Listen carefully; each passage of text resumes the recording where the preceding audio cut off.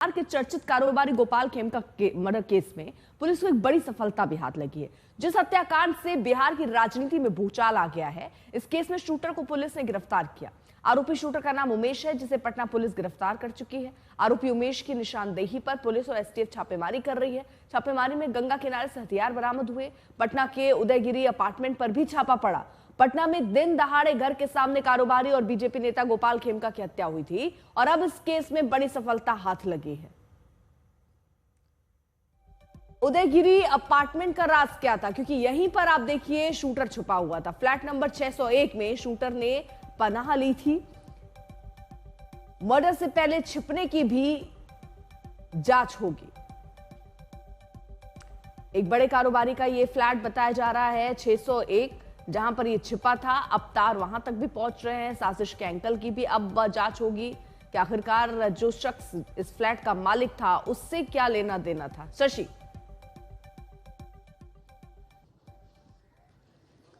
बिल्कुल, देखिए कल रात ही हमने खबर बता दी थी। आज तक पे रात में 11 बजे के आसपास हमने खबर बताई थी कि एसआईटी की टीम जो है पटना पुलिस के साथ पहुंची है उदयगिरी अपार्टमेंट में, और वहां पर जो फ्लैट नंबर 601 है उसका ताला तोड़ने की कोशिश की गई थी। हालांकि जो ताला तोड़ने के लिए इसको बुलाया गया था, दरवाजा खोलने के लिए, वो आदमी जब बाहर निकला तो उसने कहा कि उससे वो दरवाजा खुला नहीं, लेकिन फिर भी उसके बाद 2-2.5 घंटे तक वहाँ एसआईटी की टीम रहती है, उसके बाद निकलती है। बताया ये जा रहा है अर्पिता कि जो फ्लैट नंबर 601 है वो एक कारोबारी का है और अशोक साव नाम बताया जा रहा है उस कारोबारी का।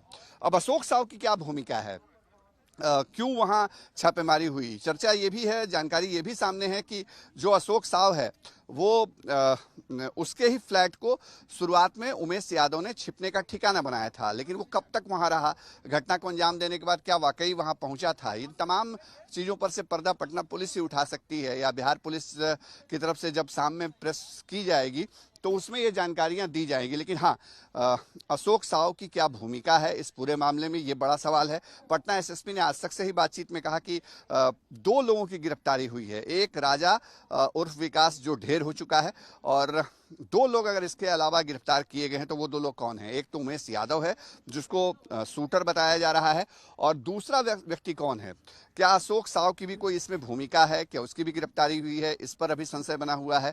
लेकिन लगातार जो एसआईटी है वो एक्शन में है, बिहार पुलिस एक्शन में है, और कोशिश ये है कि इस हाई प्रोफाइल मर्डर में जो तार हैं जांच के वो जोड़े जा सकें और जो साजिश करता है उन तक भी पहुंचा जा सके। अर्पिता, ठीक है, आप रहिए जरा साथ।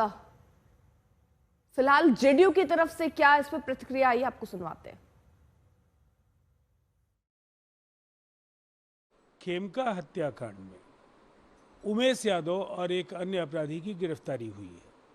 अभी एक अपराधी को जिसने पुलिस बल पर हमला करने की कोशिश की, उसको भी पुलिस ने ढेर कर दिया है। कार्रवाइयाँ लगातार जारी हैं, और चाहे जो लोग इसमें सवाल खड़े करने वाले लोग हैं उनसे जनता जरूर पूछेगी कि उनकी भूमिका जिम्मेदार विपक्ष की अगर है तो निसंदेह ऐसी घटनाओं में पुलिस को इनपुट्स के जरिए वो सहयोग कर सकते हैं। केवल आरोप प्रत्यारोप करने से बिहार की राजनीति में कोई जगह नहीं बनने जा रही है।